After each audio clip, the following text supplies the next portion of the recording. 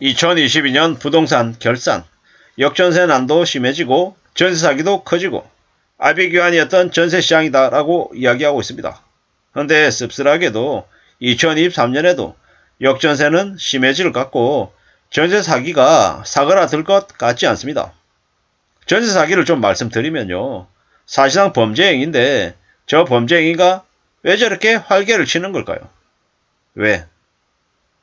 저건 다름 아닌 이 대한민국의 부동산 관련한 업계에 있는 사람들이 썩었고 지금 정부나 이전 정부나 정치를 하는 사람들 그러니까 입법 행위를 하고 법을 집행해야 되는 그 사법당국 이런 쪽이 정말로 쓰레기 같다라는 생각 쓰레기 같기 때문입니다.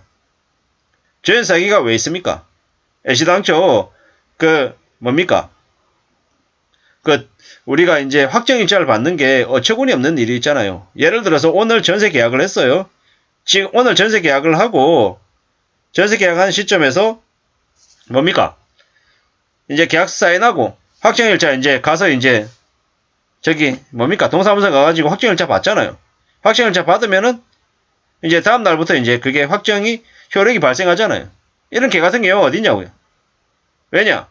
말도 안 되는 그 사이 이제 되게 짧은 기간에 집주인이라고 하는 사람이 바뀌고 또 그 집을 담보로 해가지고 대출을 중간에 살짝 그 짧은 기간에 대출을 이제 짜고 이제 관련되는 놈들하고 짜고 이제 왕창 이제 대출을 받아가지고 전세금보다 그 집값에 이제 자산 가치보다 더 높은 금액으로 대출을 받아버리면은 어떻게 됩니까? 전세입자는 그냥 당하는 거죠.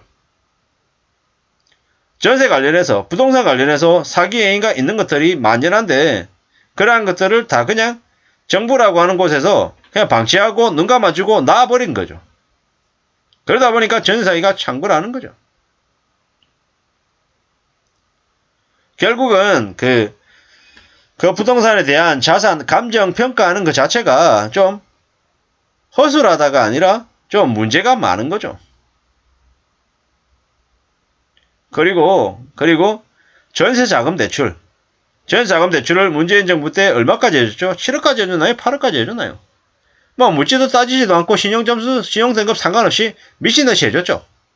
그러다 보니까는 뭐 어처구니가 없는 게 전세자금 대출 받아가지고 들어가서 전세를 들어갔는데 만약에 그 전세금 떼이면 어떻게 됩니까?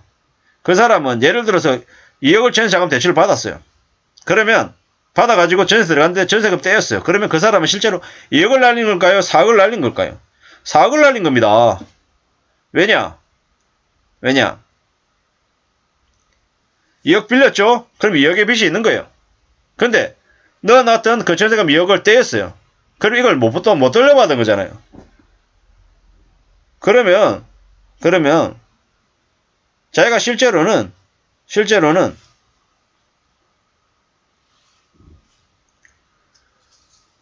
이제 더 크게 이제 당한 거다라고 이제 봐야 되는 거죠. 제가 말씀을 잘못 드렸습니다. 예. 2억을 떼었으면 그냥 2억이 날라간 거지 4억이 떼인 게 아니네요. 예. 제가 좀 정신이 나갔나 봅니다. 아침에 하다 보니까. 제가 말씀드리고 싶은 건 뭐냐면은 전세 사기가 너무 심하다. 너무 심하고 그 관련해가지고 관련 법규나 아니면은 관련 정책들 시행되고 있는 제도 이런 것들이 너무 허술하기 때문에 저러한 일들이 벌어진다.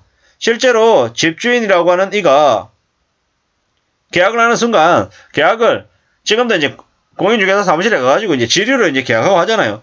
전자 계약할 수 있게 바뀌어야 된다라는 거고, 그 전자 계약을 한 당시에 그 집주인 말고 세입자가 자기 전세금을 걸어서 이렇게 할 때 그 집주인의 모든 이제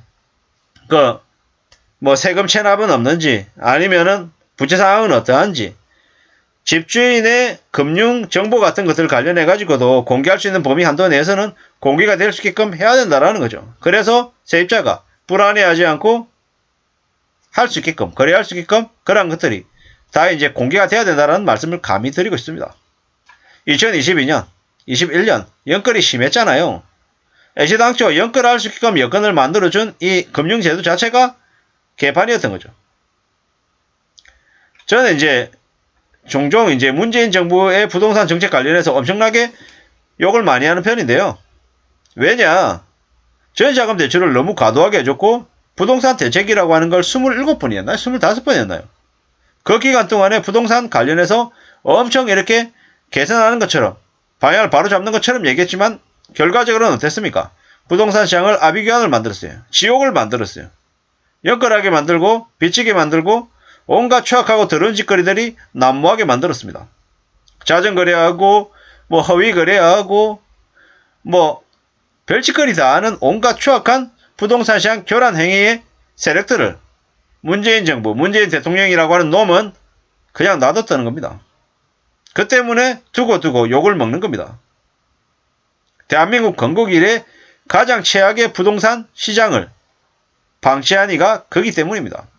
자기 임기 5년 동안 거의 대부분을 그렇게 개판 쳐놨고 막판에 뭐 좀 강력한 정책을 펼치는 것처럼 보이고 또 집값을 조정하려는 흉내 냈던 것밖에 안 보이지 정말로 진심으로 그렇게 했다라고 생각이 안 듭니다. 그 증거로 뭐냐? 국회의원들 아니면은 저 경제 관료들, 고위직 관료들이 집을 안 팔았어요. 부동산 그 당시에 문재인 정부가 집을 팔아야 된다, 집값은 내려갈 거다, 다주택자들은 안 좋다 이렇게 얘기했지만 그런 말을 안 믿었단 말이에요. 왜 안 믿었겠습니까? 아, 허점이 많고 하는 척만 하는 거지 실제로 제대로 부동산 가격을 진정시킬 생각이 없다라고 그들은 해석을 한 겁니다. 못 모르는 2030들만 연결해가지고 뒤진 거죠. 이렇게 생각하면 참 씁쓸합니다.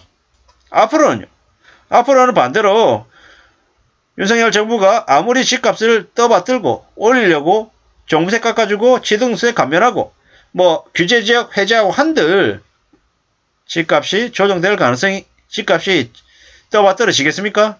반대로 아니라는 거죠. 우리가 기억하고 있는 이명박 정부 시절에 뉴타운하고 집값 올리고 엄청난 이제 사람들의 욕심을 부풀렸죠. 그랬지만 실제로 집값이 올랐습니까? 내렸습니까? 내려갔죠. 아마 저기 이명박 정부 시절 있었던 그 흐름과 앞으로 이제 벌어질 부동산 시장의 흐름이 비슷하지 않을까라는 생각을 해봅니다. 앞으로 살아가면서 많은 어려움들, 많은 충격들을 겪을 것 같습니다. 뭐 그러다 보니까는 전세보다는 월세를 선호하는 분위기가 이제 확산되고 있는 게 이 또한 어쩌면 당연할지 모른다라는 겁니다. 전세가 없어지진 않겠지만 전세 들어가는 걸 꺼려하는 사람들이 늘 것 같습니다. 전세사기가 늘고 전세 역전세난 때문에 전세금을 돌려받지 못하고 이래저래 여러가지 혼돈이 지금도 지속되고 있기 때문입니다. 아무쪼록 부동산 관련한 거래, 전세, 월세, 매매 모든 거에 쉽지 않은 때이기 때문에 더욱더 조심하면서 살아야 될 것 같다는 말씀을 드리면서 마칠까 합니다. 감사합니다.